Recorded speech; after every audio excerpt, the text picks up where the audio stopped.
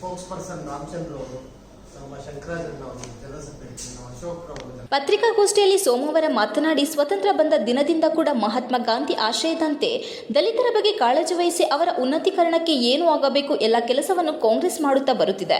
ಬಿಜೆಪಿಯವರು ಈಗಾಗಲೇ ಸಂವಿಧಾನವನ್ನು ಬದಲಾಯಿಸುವ ಹೇಳಿಕೆಯನ್ನು ನೀಡಿ ಸಂವಿಧಾನಕ್ಕೆ ವಿರುದ್ಧವಾದ ಆಡಳಿತ ನಡೆಸುವ ಮೂಲಕ ದಲಿತ ಹಾಗೂ ಹಿಂದುಳಿದ ವರ್ಗಗಳ ಜನರ ಪಾಲಿಗೆ ಮಾರಕ ನೀತಿಗಳನ್ನು ಅನುಸರಿಸುತ್ತಿದ್ದಾರೆ.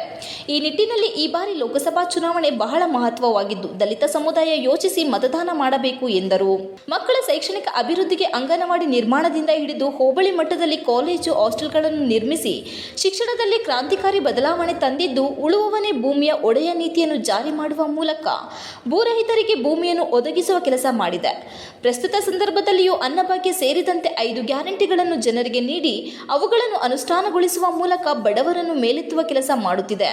ಕಾಂಗ್ರೆಸ್ ಸರ್ಕಾರ ದಲಿತರಿಗೂ ಕೂಡ ರಾಜಕೀಯ ಸ್ಥಾನಮಾನ ನೀಡಿದೆ. ಕೆಪಿಸಿಸಿಯ ರಾಷ್ಟ್ರೀಯ ಅಧ್ಯಕ್ಷರಾಗಿ ಮಲ್ಲಿಕಾರ್ಜುನ ಖರ್ಗೆ ಅವರನ್ನು ಆಯ್ಕೆ ಮಾಡುವ ಮೂಲಕ ದಲಿತರಿಗೂ ದೊಡ್ಡ ರಾಜಕೀಯ ಸ್ಥಾನಮಾನ ನೀಡಿದೆ.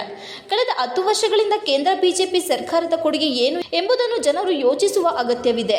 ಹಾಸನ ಲೋಕಸಭಾ ಕ್ಷೇತ್ರಕ್ಕೆ ಕಾಂಗ್ರೆಸ್ ಅಭ್ಯರ್ಥಿಯಾಗಿರುವ ಶ್ರೇಯಸ್ ಪಟೇಲ್ ಸರಳ ಸಜ್ಜನಿಕೆಯ ವ್ಯಕ್ತಿಯಾಗಿದ್ದು, ಅವರಿಗೆ ಈ ಬಾರಿ ಲೋಕಸಭೆಗೆ ಹೋಗಲು ಅವಕಾಶ ನೀಡಿದರೆ ಹಾಸನದಲ್ಲಿ ಸಮಗ್ರ ಅಭಿವೃದ್ಧಿಯಾಗಲಿದೆ. ಜೊತೆಗೆ ಶ್ರೇಯಸ್ ಪಟೇಲ್ ಸದಾ ತಮ್ಮ ಕೈಗೆ ಸಿಗುವ ವ್ಯಕ್ತಿಯಾಗಿದ್ದಾರೆ ಎಂದು ಹೇಳಿದರು. ಕೆಪಿಸಿಸಿ ರಾಜ್ಯ ಎಸ್ಟಿ ಘಟಕದ ಅಧ್ಯಕ್ಷ ವಿಜಯ್ ನಾಯಕ್ ಮಾತನಾಡಿ, ಕರ್ನಾಟಕ ರಾಜ್ಯಾದ್ಯಂತ ಪ್ರವಾಸ ಮಾಡಿ ಹಾಸನಕ್ಕೆ ಬಂದಿದ್ದು, ರಾಜ್ಯದಲ್ಲಿ 15 ಮೀಸಲು ಕ್ಷೇತ್ರದಲ್ಲಿ ನಾಡಿನ ಪರಿಶಿಷ್ಟ ಪಂಗಡ ಜನಾಂಗಕ್ಕೆ ಕಾಂಗ್ರೆಸ್ ಪರ ಒಲವಿದ್ದು, ಹಾಗೆ ಇಡೀ ರಾಜ್ಯಾದ್ಯಂತ ಕಾಂಗ್ರೆಸ್ ಪರ ಅಲೆ ಇದೆ. ಹಾಸನದಲ್ಲಿ ಕೂಡ ದಿವಂಗತ ಪುಟ್ಟಸ್ವಾಮಿ ಅವರ ಪುತ್ರ ಶ್ರೇಯಸ್ ಪಟೇಲ್ ಪರವಾಗಿ ಒಳ್ಳೆಯ ಅಭಿಪ್ರಾಯವಿದ್ದು, ಈ ಬಾರಿ ಹಾಸನದಿಂದ ಯುವ ನಾಯಕನನ್ನು ಆಯ್ಕೆ ಮಾಡಿ ಲೋಕಸಭೆಗೆ ಕಳಿಸಬೇಕು ಎಂದು ಮನವಿ ಮಾಡಿದರು.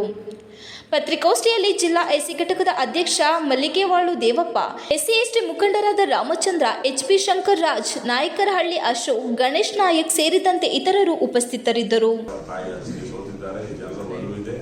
ಎಲ್ಲ ಪರಿಶಿಷ್ಟ ಪಂಗಡ ಮತ್ತು ಎಲ್ಲ ಜನಾಂಗದಲ್ಲಿ ನಾನು ಮನವಿ ಮಾಡ್ಕೊಳ್ತೀನಿ, ನಮ್ಮ ಯುವ ನಾಯಕನನ್ನು ಆರಿಸಿ ಪಾರ್ಲಿಮೆಂಟ್ ಕಳಿಸಿ ಒಳ್ಳೆ ನಿಮ್ಮ ಸೇವಕ ಆಗ್ತಾರೆ ಅಂತ ಭಾವಿಸ್ತೀನಿ.